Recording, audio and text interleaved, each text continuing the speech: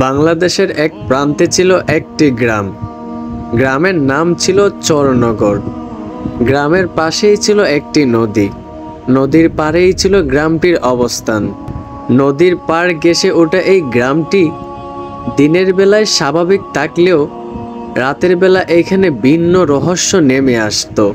গ্রামের প্রায় লোকেরাই বলতো অনেক বছর আগে এই গ্রামে কাফের জিনের দলেরা অবস্থান নিত।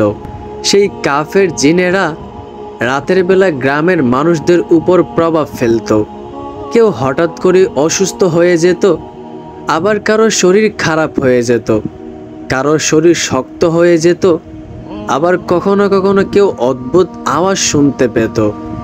সেই গ্রামের মানুষ প্রায় তারা সন্ধ্যার পর বাইরে বের হতে অনেক ভয় পেত। বেশিরভাগ গ্রামের মানুষরাই সন্ধ্যার পর ভয়ে বাইরে বের হতো না। কিন্তু সেই গ্রামে কিছু শিক্ষিত যুবক ছিল। তারা সবসময় বলতো এসব কুসংস্কার, আসলে কিছুই না। কিন্তু গ্রামের কিছু মুরব্বীরা এসব বিশ্বাস করত। তারা অনেক ভয় পেত। একদিন সেই গ্রামের এক কৃষক, নাম তার হালিম। সেই কৃষক রাতের বেলা ধান ক্ষেতের কাজ শেষ করে সে ধান ক্ষেতের রাস্তা দিয়ে বাড়ি ফিরছিল। তখন প্রায় সন্ধ্যা নেমে গেছে। হঠাৎ করেই সে শুনতে পেল যেন পিছন থেকে কেউ একটা আওয়াজ দিল। হালিম সে ভেবেছে হয়তোবা কেউ তাকে পিছন থেকে ডাকছে। হালিম পিছন ফিরে তাকাতেই সে দেখতে পেল অদ্ভুত এক ছায়া। মানুষের মতো হলেও কিন্তু ছায়াটা অনেক লম্বা ও বেশে চলছে। হালিম ভয়ে সাথে সাথে দোয়া পড়তে শুরু করলো। কিন্তু তখনই ছায়াটা হালিমের কাছে এসে বলল, এইটা আমাদের এলাকা, এইটা আমাদের জায়গা, তুমি আমাদের জায়গা ছেড়ে দাও যদি প্রাণে বাঁচতে চাও। এরপর হালিম এই কথা শুনে সাথে সাথে অজ্ঞান হয়ে পড়ল। তার পরের দিন সকালে গ্রামের লোকেরা ধান খেতে কাজ করতে এসে দেখল হালিম অজ্ঞান হয়ে রাস্তায় পড়ে আছে। সাথে সাথে সেই গ্রামের লোকেরা হালিমকে তুলে বাসায় যেতে লাগলো। বাসায় নেওয়ার পর হালিমের জ্ঞান ফিরল। কিন্তু হালিমের জ্ঞান ফিরলেও হালিম স্বাভাবিক ছিল না। সে আবুল তাবুল বলতে লাগলো। কখনো হালিম কেঁদে উঠে, কখনো আবার হেসে বলে আমার শরীরে আগুন লেগেছে। এরকম সে পাগলামো করতে লাগলো। হালিমের এই ব্যবহার দেখে গ্রামের মানুষ বুঝতে পারলো এই ব্যাপারটা কোনো স্বাভাবিক ব্যাপার নয়। তারপর গ্রামের সবাই মিলে পাশের এক গ্রামে এক হুজুরের কাছে গেল। হুজুরকে সব কিছু হালিমের বিষয়ে খুলে বলার পর হুজুর হালিমের কাছে আসলেন এবং হালিমের পাশে বসেই কোরআন তেলাওয়াত করতে লাগলেন।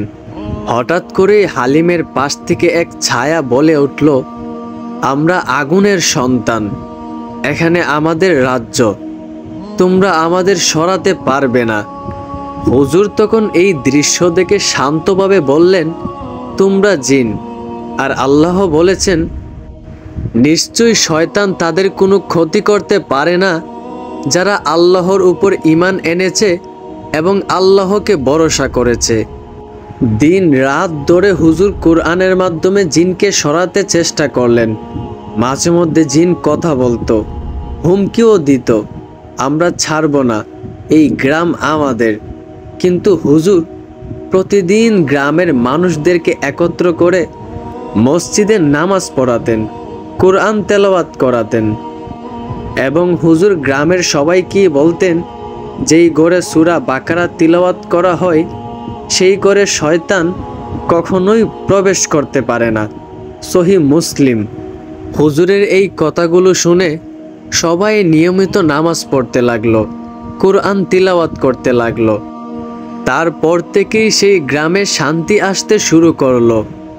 হালিম অজ্ঞান অবস্থায় তাকায় হুজুর হালিমের পাশে প্রায় 4 দিন কোরআন তেলাওয়াত করলেন। হঠাৎ চতুর্থ দিনে হালিমের জ্ঞান ফিরে পেল। সে কাঁদতে কাঁদতে হুজুরকে বলতে লাগলো, আমি কিছুই মনে করতে পারছি না, শুধু আগুনে পুরা এক অনুভূতি। হুজুর তখন বললেন, সমস্যা নাই, আলহামদুলিল্লাহ বলেন যে আল্লাহর কালামের কারণে আপনার শরীর থেকে জিন পালিয়েছে। তবে হুজুর গ্রামের সবাইকে সতর্ক করে দিলেন, রাতের বেলা অযথা বাইরে না যাওয়া, সর্বদা বিসমিল্লাহ পড়ে কাজ শুরু করা, প্রতিদিন সকালে ও রাতে আয়াতুল কুরসি পড়া, ঘুমানোর আগে সূরা ফালাক ও সূরা নাস পড়া। এই ঘটনার পর থেকে গ্রামের প্রত্যেকটা মানুষ হুজুরের কথা মেনে চলতে শুরু করলো। তারপর থেকে সেই গ্রাম বদলে যেতে শুরু করলো, শান্তি নেমে আসতে শুরু করলো, মানুষ ভরসা করতে শুরু করলো আল্লাহর উপর। সবাই একসাথে মসজিদে নামাজ আদায় করত, সবাই কোরআন পড়তে শুরু করলো, আর ভূতের ভয় একদমই চলে গেল। কারণ সবাই বুঝতে পারলো ভূত প্রেত বা জিন সত্যি আছে, কিন্তু আল্লাহর কালামের সামনে তারা অসহায়। আল্লাহর প্রতি ভরসা রাখলে আর ঈমান শক্ত থাকলে কোনো শয়তান বা জিন মুসলমানের কোনো ক্ষতি করতে পারে না। এই গল্প থেকে আমরা একটা জিনিসই শিখতে পেলাম যে পৃথিবীতে অবশ্যই জিন শয়তান এসব আছে, কিন্তু যদি আল্লাহর উপর ভরসা রাখেন এবং ঈমান শক্ত রাখেন তাহলে কেউই মুসলমানের কোনো ক্ষতি করতে পারে না। গল্পটি যদি ভালো লেগে থাকে তাহলে অবশ্যই ভিডিওতে একটা লাইক এবং একটা কমেন্ট, এবং এইরকম ভিডিও আরও পেতে চ্যানেলটি সাবস্ক্রাইব এবং পাশে থাকা বেল আইকনটি বাজিয়ে দিবেন। সবাইকে ধন্যবাদ।